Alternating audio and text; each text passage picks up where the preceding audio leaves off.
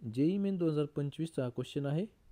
A block of mass 25 kg is pulled along a horizontal surface by force at an angle 45 degree with horizontal.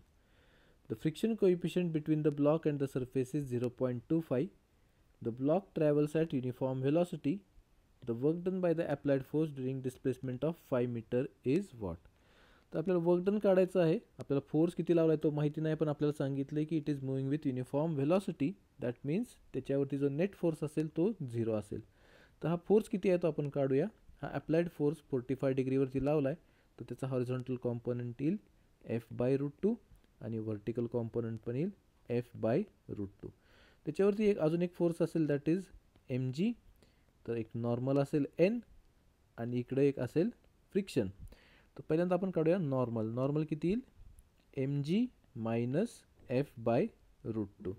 तर friction जे आहे ते किती येईल mu into mg minus F/√2. आणि since it is moving with constant velocity, horizontal component F/√2 हा फ्रिक्शनच्या बरोबर असला पाहिजे. तर F/√2 should be equal to mu mg minus F/√2. तर म्यूची व्हॅल्यू आपल्याला दिली 0.5. 0.5ला आपण लिहूया 1/4. तर आपल्याकडे काय येईल F/√2 is equal to 1/4 mg minus F/4√2.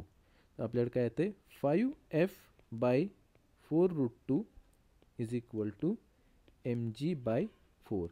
4 आणि 4 कॅन्सल होईल आणि आपल्याकडं F जो येईल तो किती येईल F is equal to mg upon 5 into √2. √2 mg/5. तर वर्क डन जे येईल ते किती येईल ते येईल Fs कॉस थिटा. तर F जो आहे तो किती आहे √2 mg/5 इंटू डिस्प्लेसमेंट आहे 5 इंटू कॉस थिटा इज 1/√2. तर हे आपल्याकडं वर्क डन जे येतं ते किती येतं mg. mची व्हॅल्यू आपल्याला दिली 25 kg आणि g is equal to 9.8 newton 9.8 metre per second square आपण पुट केलं तर आपल्याकडे आन्सर जे येईल ते किती येते 245 joule. Option D is correct.